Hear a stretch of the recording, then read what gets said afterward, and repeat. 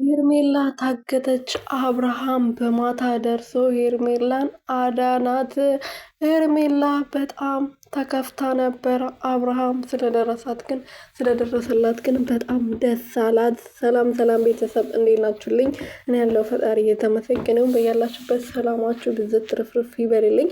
ሄርሜላ ታግቻለሁ በማለት አብርሃምና ሀቤልን ፕራንክ አድርጋቸዋለች። እንደምትወደኝና እንደማትወደኝ ለመለየት ብዬ አውቄ ነው እንደዚህ ያደረግኩት ብላ ስትናገር አብርሃም በጣም ነበረ እየተናደደው።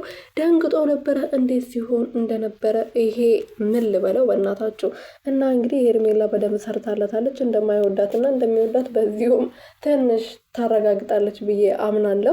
እሷ ብቻ ናት እንግዲህ እስከዛሬ ብዙ ነገር ስታደርግ የነበረ። ወዳለሁ፣ አፈቅርሃለሁ፣ አንድ ቤት ውስጥ እንደሆነ እንፈልጋለሁ፣ ብዙ ሁሉም ነገር እያደረገች ያለችው እሷ ናት። እንግዲህ አብርሃም እስከዛሬ ድረስ እሷን ለመውደድ ወይም ደግሞ የእሷን ለእሷ ያለው ፍቅር የሚያሳይ ወይም ምንም ነገር ያደረገው ነገር የለም፣ የፈጠረም ነገር የለም ማለት ነውና ሄርሜላ ይሄን ክብሯ ዝቅ አድርጋ እንግዲህ ፍቅር ነው ብላለች። እንግዲህ ያው እሷ ፍቅር ያደርግላት፣ ሌላ ምንም የምንለው ነገር የለም።